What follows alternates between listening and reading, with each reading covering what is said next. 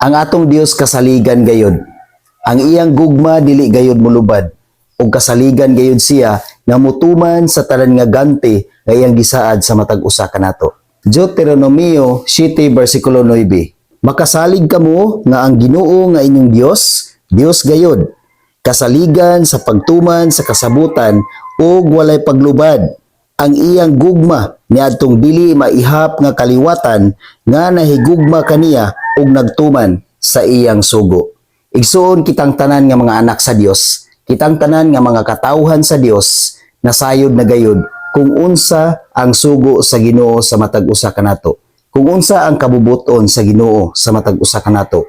Kung ang Espiritu sa Dios, kung ang gahom sa Dios naghari og nipuyo dinhi sa atong kinabuhi. Kung kita matinud-anon nga nidawat og nituo ni Hesus igsuon, masayod gayud kita kung unsa ang kabubuton sa Dios sa atong kinabuhi. Kung unsa ang masugo sa Ginoo sa atong kinabuhi.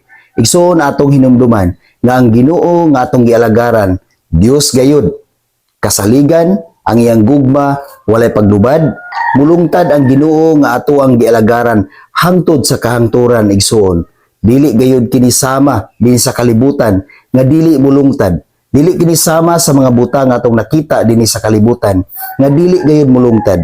Ang atong mga kalipay dili mulungtad. Apan ang Ginoo nga atong gialagaran igsuon, ang Dios nga atong gialagaran, Dios gayud.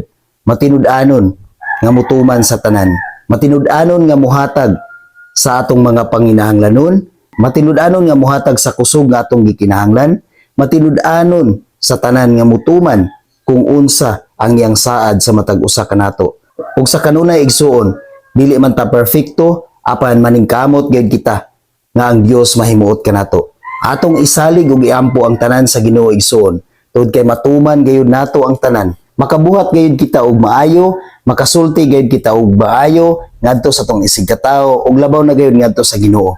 Kung kita matinud-anon nga nidawat ug nituo sa Ginoo igsuon. Atong paharion ng Dios sa atong kinabuhi igsoon aron sa kanunay makapahimuot kita kaniya.